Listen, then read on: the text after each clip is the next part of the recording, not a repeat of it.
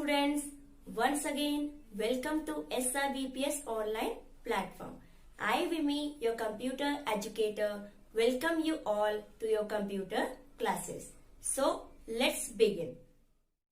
Students, today in the same series we will discuss chapter 1 Computational Thinking part 3. In this video we will learn components of computational thinking with the help of example. As we have already discussed what are the components of computational thinking, these are analysis, decomposition, pattern recognition, abstraction, and algorithm. So let's understand how the above discussed problem is solved by using the elements of computational thinking. So first is analyzing. RN analyzes the problem well in advance. When a lot of many trees are being cut, he learns or senses that the environment is getting polluted.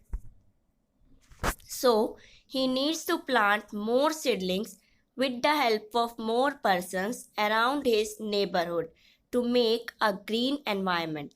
In this process, RN finds that the problem environment is being polluted due to cutting of tree at large scale.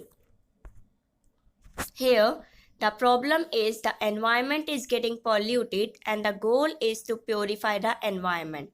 But it's not an easy task when we are going to planting 2000 tree. Then we have need more money. So how he collect money? How he start money? So let's discuss in our second point. Second point is decomposition. Decomposition makes the task more manageable. Here, RN breaks down the task of planting a large number of seedlings into the following steps to make the job more organized. It means he have a lot of problem to solve this problem. So, firstly, he will break down his problem. First thing, he requires money. To find the donors for contributing to the expenses, it means who is the person that help him in this task. After that, he will collect the seedlings and the seeds from various sources. Arrange nursery bags or containers. Nurture the seedlings until they are ready for plantation. Convincing colony people to plant the seedlings around their homes and nurture them. Now, let's see what is pattern recognition.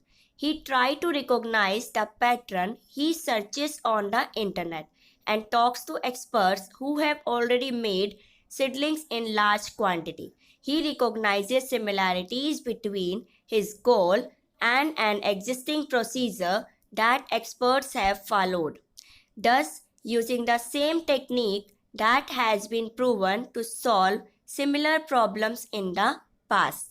It means he will collect all types of information to solve the problem.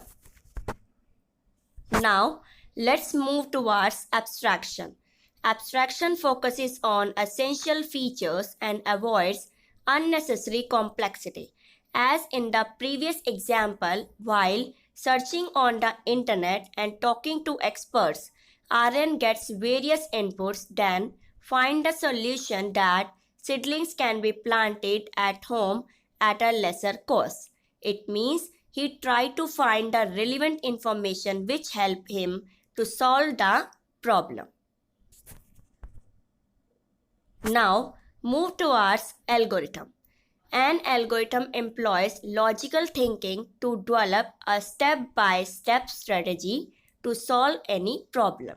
It involves bringing all of the above elements together to design a solution. One algorithm can be applied to solve multiple problems with the similar pattern. Earlier, we are taking an example of RN. If we will connect this topic with the example, then we can see that Aryan makes the following algorithm, or you can say step-by-step solution to accomplish his task for preparing low-cost saplings. Collecting seeds and saplings, making sapling containers, making the mix needed for nursery bags, bagging of seeds or saplings, nurturing of saplings, planting. So, all of this will be in algorithm. So, to make any problem perfect, we need computational thinking. So, this is a complete design system in which there is less chance of any error. These steps we will discuss in next session. Thank you.